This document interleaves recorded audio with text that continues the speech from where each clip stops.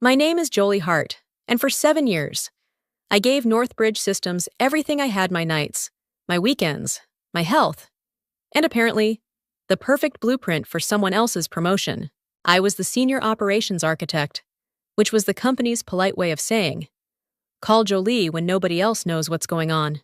If a shipment vanished, if a report crashed, if a client threatened to walk, if a warehouse dashboard started blinking red like a Christmas tree in a lawsuit, I was the one they found. So, when I walked into my annual review, I thought I was finally getting promoted. Instead, I got a lesson in corporate comedy. If you're wondering how I became not ready, and how the man who fired me ended up losing everything, like this video, where are you listening from, and what time is it there now? Let me show you what he did next. Victor Langley, our new operations director, sat across from me with the confident little smile of a man who had spent 6 months learning the company and somehow understood none of it. His greatest achievement so far was turning simple meetings into 2-hour alignment conversations. He looked at me and said, "Jolie, you're extremely valuable." My stomach tightened. People only say that right before they explain why your value will not be rewarded. Then Victor leaned back and said, "But I don't think you're ready for leadership." For a second, I could not breathe. Before I could answer, he clicked to the next slide and announced that Kelsey Monroe would be promoted instead. Kelsey had been with us for 11 months. She once asked me if logistics compliance was handled by legal or by the warehouse people. Victor smiled and added, "You'll support her transition for 90 days. Think of it as a chance to prove your teamwork." I had my resignation letter in my purse. I touched the envelope, ready to hand it over. Then I stopped. No, quitting would let them blame my absence. So I folded the letter, put it away, and smiled. "Of course," I said, "from now on, I'll do exactly what my current role requires." Victor looked relieved. He had no idea that one sentence would cost him his job. I want to make one thing clear. This is a fictional story, with some details enhanced by AI to make it more emotional, dramatic, and meaningful. So listen closely, feel the story, and reflect on the lesson behind it. Now, let's continue. 7 years earlier, Northbridge Systems was not a company. It was a group project. Orders were tracked in spreadsheets named Final. Final 2, and actually Finals this one. Warehouse managers called each other at midnight to confirm inventory, and clients learned about delays only after their customers complained first. That was when I built PulseGrid. I designed it because no one else wanted to touch the mess. PulseGrid connected warehouse data, shipment schedules, client forecasts, and exception alerts into one live system. Within 18 months, delivery errors dropped from 14% to under 2%. Late reports went from 72 hours behind to 15 minutes behind. Revenue did not magically climb to $146 million because Victor Langley discovered the phrase operational excellence. It climbed because the machine finally worked. But Victor never saw the machine. He saw meetings. He saw titles. He saw Kelsey Monroe smiling at the right moments and nodding whenever he said leadership pipeline. To him, that was potential. To me, it was terrifying.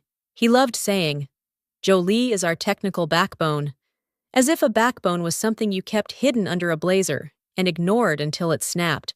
The week after Kelsey's promotion, Victor made the insult official. Everlane Retail Group, our largest client, scheduled a renewal meeting worth $31 million a year. I had managed their account for 5 years. I knew their seasonal spikes, their regional pain points, even which distribution center always failed during storms. Yet Victor handed the presentation to Kelsey. "You'll sit in," he told me, "in case she needs support." Support! Apparently, that was the new word for building the entire foundation and then being asked to hold the flashlight. During the meeting, Kelsey mispronounced Everlane's vice president's name, reversed 2 inventory figures, and called a compliance hold probably just a warehouse mood thing. Victor laughed too loudly. I stared at my notebook until my pen nearly cracked. Then he turned to me and said, "Jolie, why don't you clean that up for her?" That afternoon, I went home with my resignation letter still folded inside my purse. For years, I had imagined quitting would feel dramatic, like slamming a door. Instead, I sat at my kitchen table, read my job description carefully, and started laughing. Not because it was funny, because it was so small. According to Northbridge, I was responsible for system architecture documentation, workflow analysis, and operational reporting support. Nothing about rescuing executive presentations at midnight. Nothing about training an unqualified director. Nothing about being the emergency brake for every bad decision Victor Langley made before lunch. So the next morning, I emailed HR. After further consideration, I will remain in my current position and perform the responsibilities assigned to my current role. Clean, professional, ice cold. Victor replied within 6 minutes. Glad you've come around? I stared at those words and smiled. No, Victor, I had not come around. I had stepped aside. At 5 p.m., I shut my laptop. When Kelsey messaged at 6:43, asking why the Midwest forecast dashboard looked weird, I answered at 8:02 the next morning. Forecast ownership now sits with Operations Strategy. Please contact Victor for direction. At 11:15, Victor asked me to review his Everlane recovery deck. I sent back one sentence: client-facing strategy materials are outside my current role. By Wednesday, the invisible work started becoming visible. The Dallas warehouse uploaded duplicate inventory counts. No one corrected them. The automated exception report flagged 74 delayed shipments. No one prioritized them. Finance asked why the weekly margin file no longer matched the fulfillment data. No one knew I had been reconciling those numbers manually for 3 years. Kelsey stopped using exclamation points in her messages. Victor stopped smiling in meetings. By Friday morning, PulseGrid had not collapsed. That would have been simple. It was doing something worse. It was telling the truth without me polishing, filtering, translating, or quietly saving everyone from it.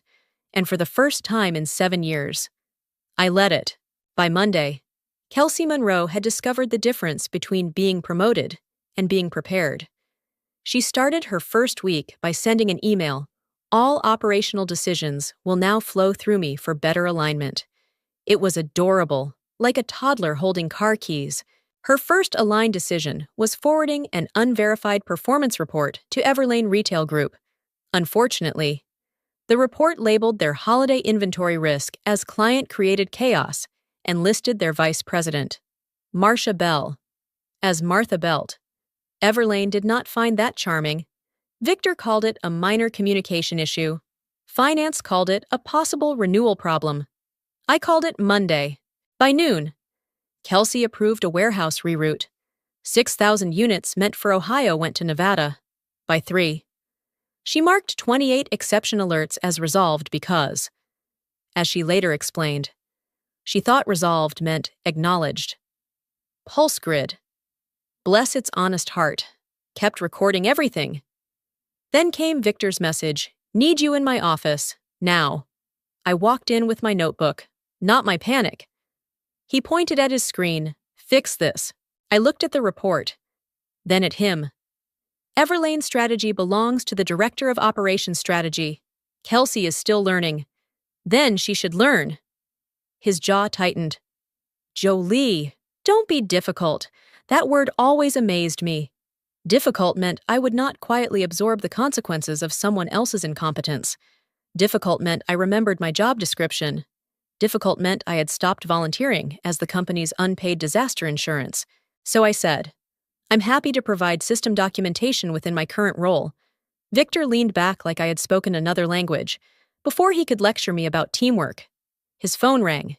He put it on speaker by mistake. Marcia Bell's voice filled the room. Victor, we need to meet with Jolie Hart directly. Not Kelsey, not a transition team, Jolie. For the first time all week. I almost smiled. Victor stared at me, and I stared back calmly. Finally, the room understood what my silence had been costing them. Victor did not take Everlane's request well. Men like him rarely fear failure. They fear witnesses. By Tuesday morning, He had found his favorite management tool, blaming the woman who had warned him. He sent an email to HR, copied the CFO, and wrote, "Jolie Hart has refused to support the transition process, creating unnecessary operational risk." Unnecessary. That word almost made me laugh. I replied 10 minutes later, with 14 attachments, my job description, 7 years of performance reviews, the promotion announcement, Victor's transition memo, and a spreadsheet titled Unassigned Responsibilities. Performed by Jolie Hart. It had 83 rows, client recovery calls, margin reconciliation, warehouse escalation triage, executive dashboard validation, midnight incident response, training materials for people who outranked me and still could not define the system they managed. At the bottom, I wrote, "Please identify which of these duties are formally assigned to my current position." HR went silent. Victor did not. At 2:17, my advanced pulse grid permissions disappeared. No warning, no meeting. Just a system notification telling me my access had been revised. Victor thought he had cornered me.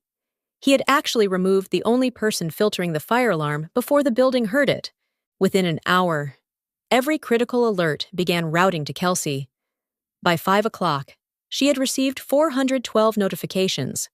By noon the next day, it was 1,247. She marked most of them resolved because the button was green. And apparently, green felt encouraging. The results arrived quickly. Dallas duplicated inventory counts. Phoenix missed a carrier cutoff. 3 Midwest warehouses shipped from the wrong reserve stock. Emergency freight alone cost $480,000 in one day. Victor called me into a conference room and slammed the door. "You're enjoying this," he said. I folded my hands. "No, I'm documenting it."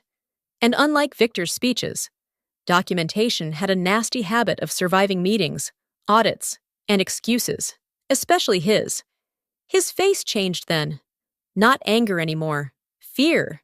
Because suddenly, everyone could see the work I had stopped hiding.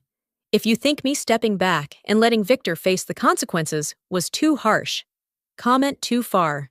But if you trust me, if you believe I was right to stop carrying people who never respected me, comment I stand with Jolie so I know I'm not alone. The Everlane meeting was scheduled for Thursday at 9 a.m., which gave Victor exactly 36 hours to pretend he was not terrified. He arrived with Kelsey, 2 directors, and a recovery deck so polished it practically begged people not to read the numbers. I sat at the far end of the table because, officially, I was only there for technical context. Corporate language is amazing. It can turn the person who built the system into a decorative emergency exit. Victor opened with his usual smile. "We've had a few transition-related bumps, but our leadership team has everything under control." Marcia Bell, Everlane's vice president, did not smile back. "We would like to hear from Jolie." Victor blinked. "Jolie can support any technical questions after Kelsey explains our new strategy." Marcia closed her folder. "No, we asked for Jolie." The room went quiet enough to hear Kelsey swallowing. So I stood, connected my laptop, and showed them the truth.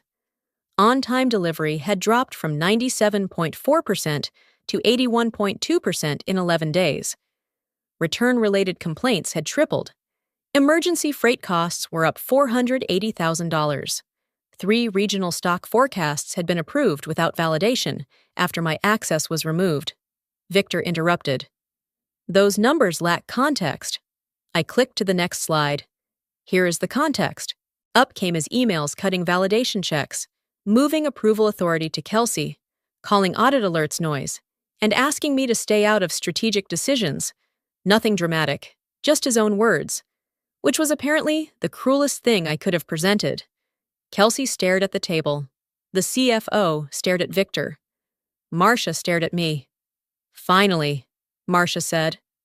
"Everlane is prepared to renew for 3 years, but only under one condition." Victor leaned forward too quickly. "Of course. Kelsey will personally oversee," Marcia said. "Jolie Hart will be our direct strategic lead, with authority to override operational decisions affecting our account." Victor's face went pale. For the first time in weeks, I did not feel invisible. I felt expensive. And Victor finally understood the price of ignoring me. After Everlane left the room, Victor asked me to stay behind. He did not say, please. Men like him treat politeness as a budget item they cut during emergencies. He closed the door and lowered his voice. Jolie, we need to stabilize this. I'm prepared to make you acting director for 60 days. Acting, temporary, same salary, twice the responsibility. It was impressive, really. Even while drowning, Victor was still trying to sell me a leaky boat. I looked at him and said, no. His mouth actually opened before any words came out. Excuse me. No, I repeated. I will not accept a temporary title to repair permanent damage. He leaned forward. You understand the pressure this company is under. I do. I've been absorbing it for 7 years. By 3 o'clock, I sent my proposal to the CEO, CFO, HR, and Victor.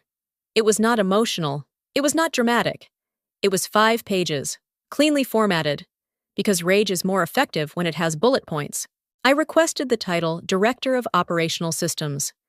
Compensation aligned with market rate, direct authority over high-risk process changes, written ownership recognition for pulse grid architecture, and the right to halt client-impacting decisions that skipped validation. Victor laughed when the CEO read it aloud in the conference room. She's overestimating her value. The CFO, Martin Hayes, adjusted his glasses. Actually, she may be underestimating it. He pulled up a report. PulseGrid had saved Northbridge $8.7 million over 3 years through reduced freight waste, lower error rates, and faster inventory reconciliation. Everlane's renewal represented another $96 million over the next term.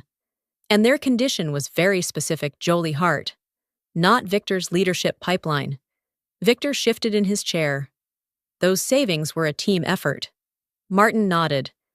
Then why does every critical workflow trace back to her documentation? No one answered. I sat there quietly, hands folded, feeling something inside me unlock. I had not raised my voice. I had not begged. I had simply named my price, for once. The room listened very carefully now. Victor did not lose gracefully. People who mistake authority for competence rarely do. By Friday morning, he had prepared what he called a leadership risk summary, which was corporate poetry for blame Jolie before the board reads the numbers. He accused me of hoarding knowledge, manipulating Everlane, and using operational disruption to pressure Northbridge into promoting me. He even wrote that I had created dependency around PulseGrid. That was cute. I created dependency the same way brakes create dependency in a car. The emergency board meeting began at 2. Victor wore his serious face, the one he used when pretending he had discovered consequences only recently. He projected his report and said, Jolie's behavior has exposed a major cultural issue. I waited until he finished. Then I opened my laptop. May I show the audit log? The CEO nodded. PulseGrid kept every approval, override, alert dismissal, permission change, and routing decision. I had designed that feature after a warehouse manager once tried to blame a printer for losing $40,000 of inventory. Machines lie less than executives. The first log showed Victor removing my validation access.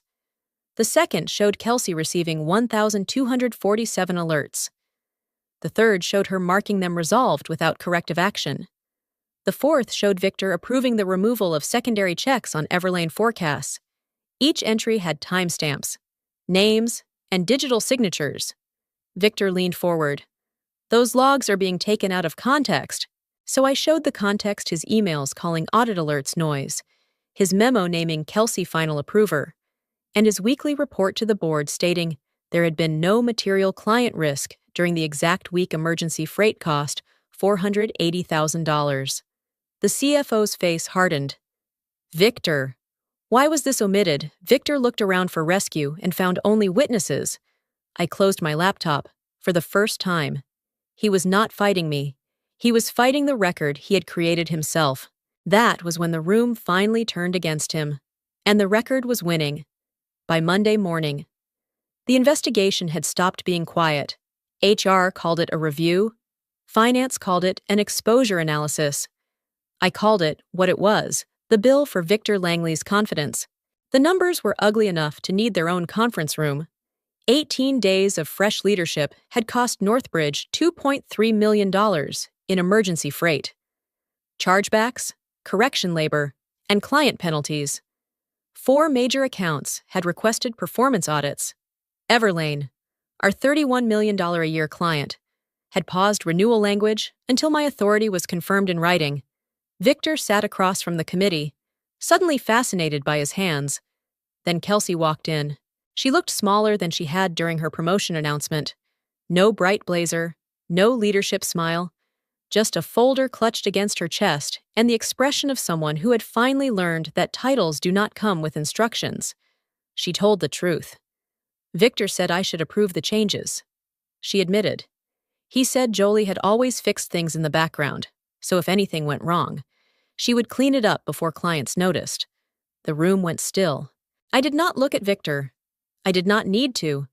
I could feel his panic moving through the air like bad cologne. He tried one last time. Kelsey misunderstood. I encouraged her development. The CFO slid a printed email across the table. Victor's own words sat there in black ink, route approvals through Kelsey. Jolie can correct downstream if needed. Such elegant leadership. Break it first. Make the woman fix it later. The CEO closed the folder. Victor, effective immediately. You are suspended pending final review. 3 days later. His badge stopped working. No farewell cake. No inspirational LinkedIn tribute. Just a short internal notice about a leadership transition in operations. I read it twice. Not because I felt sorry for him, because after 7 years of swallowing insults, I wanted to enjoy a sentence where he finally became the transition he had tried so hard to force onto me instead. 3 weeks after Victor disappeared, the CEO called me into the same conference room where I had been told I was not ready. This time, there were no vague compliments, no development plans, and no smiling fraud in a Navy suit. There was an offer. Vice President of Operational Systems and Client Strategy. I read the title twice before signing, not because I doubted myself, but because I wanted to enjoy seeing my name attached to authority instead of invisible labor. My first decision was simple: no more ghost work. Every critical responsibility had to be documented, assigned, and compensated. Promotions required performance evidence, not hallway charm. No one could approve high-risk system changes without completing training and validation, and PulseGrid's architecture was officially credited to me. Kelsey moved into an analyst role where she could learn instead of perform leadership for applause. To her credit, she apologized. I told her, never accept a chair just because someone powerful pulls it out. Check whether it is sitting over a trapdoor. Everlane renewed for 3 years. $96 million total. The warehouses stabilized. Reports matched reality again. Northbridge called it a recovery. I called it accountability. As for Victor, he vanished quietly, except for one LinkedIn post about pursuing new strategic opportunities. I laughed, closed my laptop, and walked into my next meeting. This time, nobody asked if I was ready. Sometimes, the strongest move is not walking away immediately. Sometimes, it is staying just long enough to stop carrying what was never yours to carry. From this story, I drew 5 important lessons that I will never forget. First, I learned that value must be documented, not just demonstrated. If your work holds a system together, make sure the record shows it. Second, I learned that loyalty without respect slowly becomes exploitation. Giving your best means nothing to people who only notice you when things break. Third, I learned that saying no can be more powerful than arguing. I did not need to shout or destroy anything. I only needed boundaries. Fourth, I learned that titles do not create real leaders. Responsibility, judgment, and accountability do. Fifth, I learned that justice does not always arrive loudly. Sometimes, it comes through facts, timelines, emails, and the truth no one can deny. What about you? Did you draw any lesson for yourself from this story? Share it in the comments and let me know. And if this story touched you, please subscribe, like, comment, and share this video by spreading it. You may help someone else remember their own value. Welcome to Boardroom Revenge Stories, a channel focused on workplace conflict, corporate betrayal, power struggles, and quiet justice. Our stories follow a structured workflow to deliver a consistent, immersive experience.